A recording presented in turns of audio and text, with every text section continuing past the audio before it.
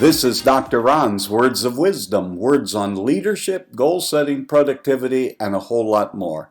Please consider this as a vitamin or a supplement for today for your mind and heart. And wherever you receive podcasts, would you please subscribe to Dr. Ron's Words of Wisdom, pass the word along to your friends and family and neighbors, and then please leave a rating and a brief written review. Today I want to discuss what I believe could be some of the leadership fears. We don't talk about that much when we talk about leadership, but all of us in leadership have concerns and have fears, and I've identified 8 of them. I know that there would be more, and some of these are autobiographical, and some of these are fears that I have seen observed. Now, there are certain people who do not want you to know that they are afraid of anything. That's why I quit asking in any meeting when I'm speaking, are there any here who have fears? Because half the crowd won't raise their hand because no one wants to identify. And if half the crowd doesn't raise their hand, then I'd have to say that you may not have any fears, but you don't know the truth very well. I usually break the ice by telling people I used to be afraid of what people think. It nearly paralyzed me until one day it dawned on me that most people don't think, and the few who do not think about me. But let's be realistic. We all have some things that we're afraid of.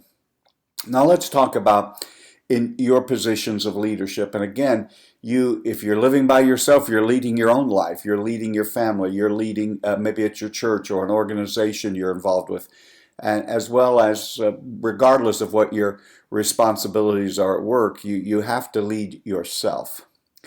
And I think one of the first fears that all of us grapple with is what is called by many the imposter syndrome. That's the first fear that I want to talk about today. You know, many of us in leadership positions had no one in our family who had ever been leaders or had ever been in organizations, and more than likely you're doing things that perhaps no one in your family has done, or you can still have suffer from the imposter syndrome even if you're following in the footsteps of the family business.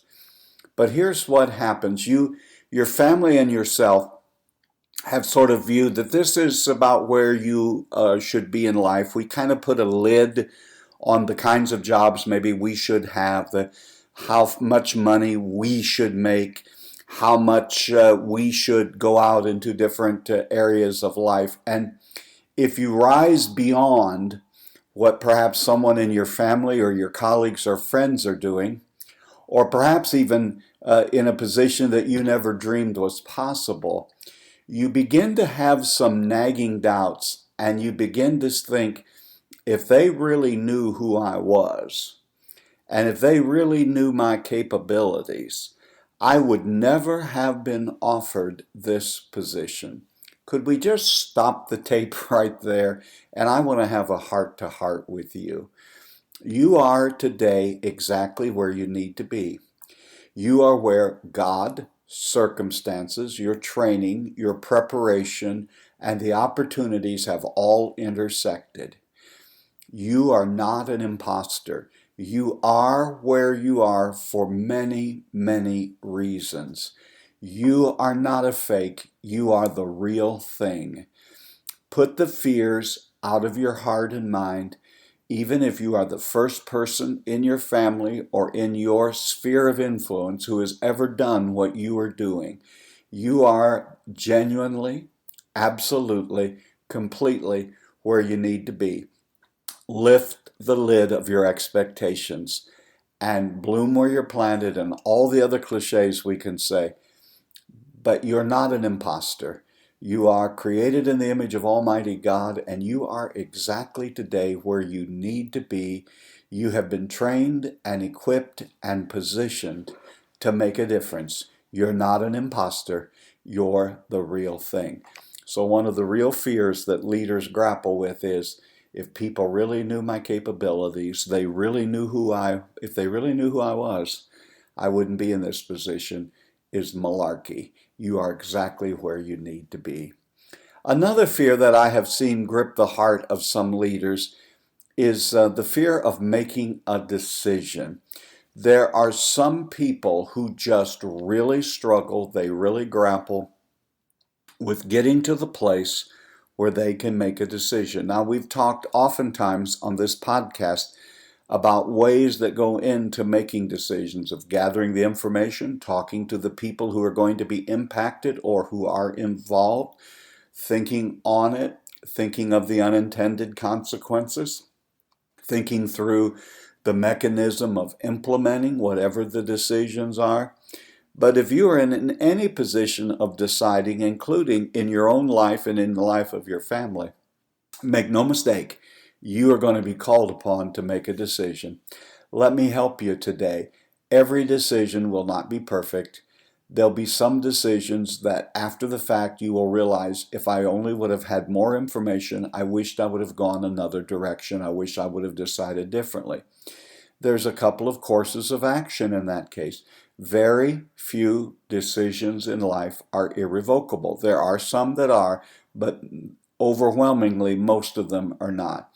And if you have more and better information, or something happens, or something comes along your way that wasn't a part of the equation when you were making the decision, then remember, a wise person changes their mind, but a fool never does. And if you have new information, better information, new things have come to light, then just recalibrate and go a different direction.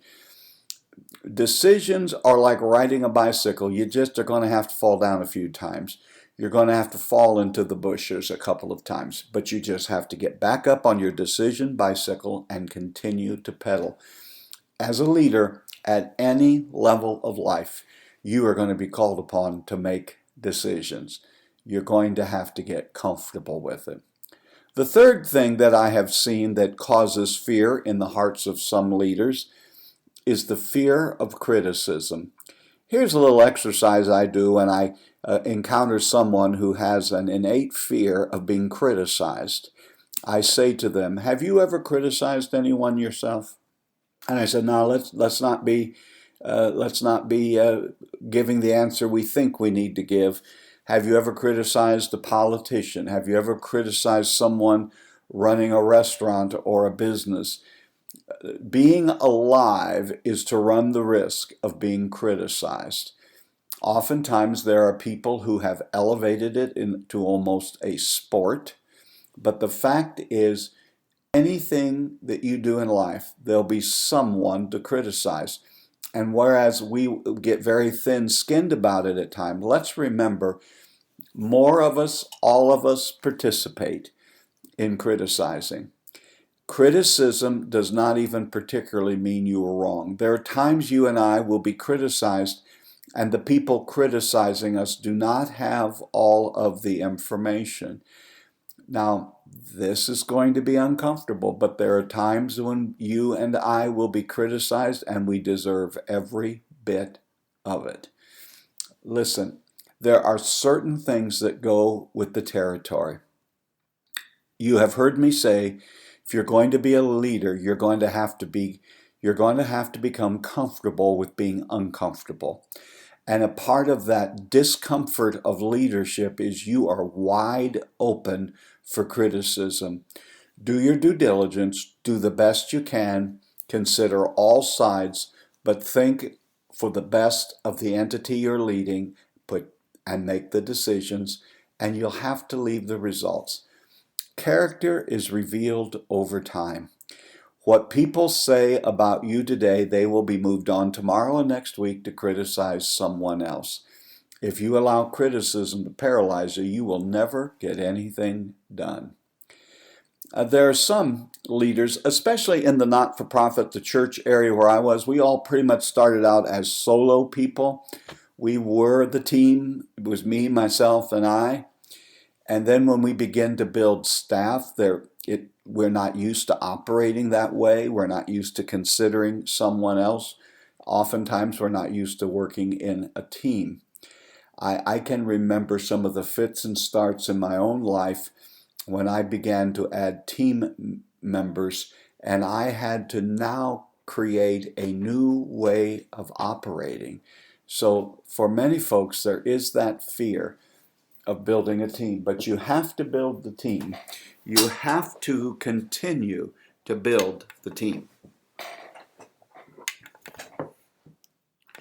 The other thing that I want to say to you about all of that is you can get a whole lot more done when you're leading a team. So the fear is build the team. Just like making decisions and criticism, it doesn't always work out as you think it might.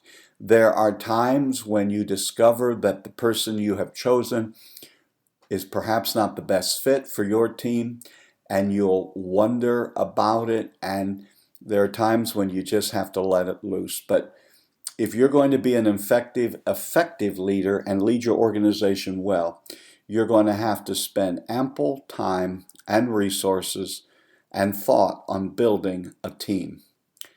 Another leadership fear is really a fear that all human beings possess, and that is the fear of failure.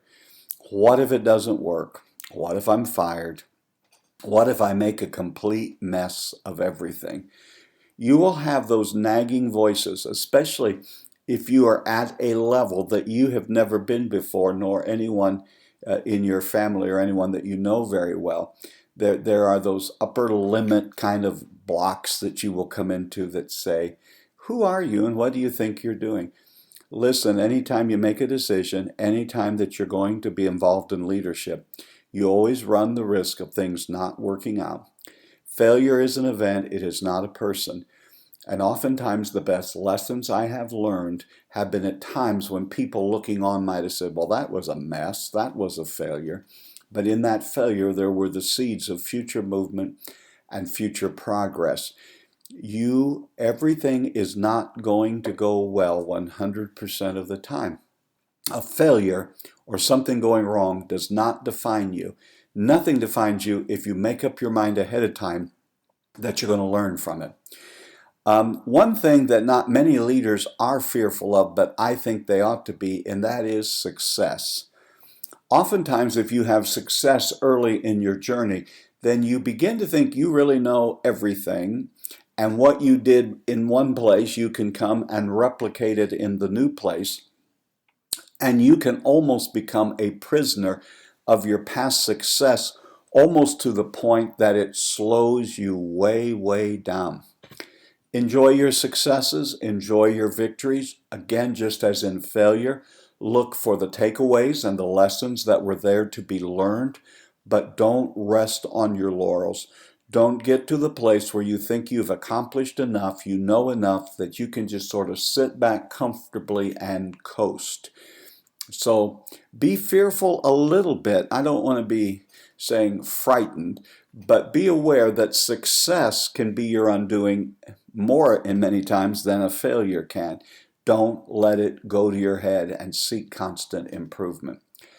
One of the other challenges of leadership, and it might even cause fear among leaders, is number 7, and that's the fear of change. As a leader, you are going to have to implement change. Everybody is maybe for change theoretically, they just don't like it when it practically happens, and especially when it affects them. I have said to young leaders who come into their organization and make all kinds of change, and they can't understand why these older people and these other folks don't like change. And what I say to the young people is, I don't believe anything you say about change until you're old enough and mature enough that you start changing things that you personally like, but you know the organization needs for it to be changed. Everyone's for change when it's something they want to have changed.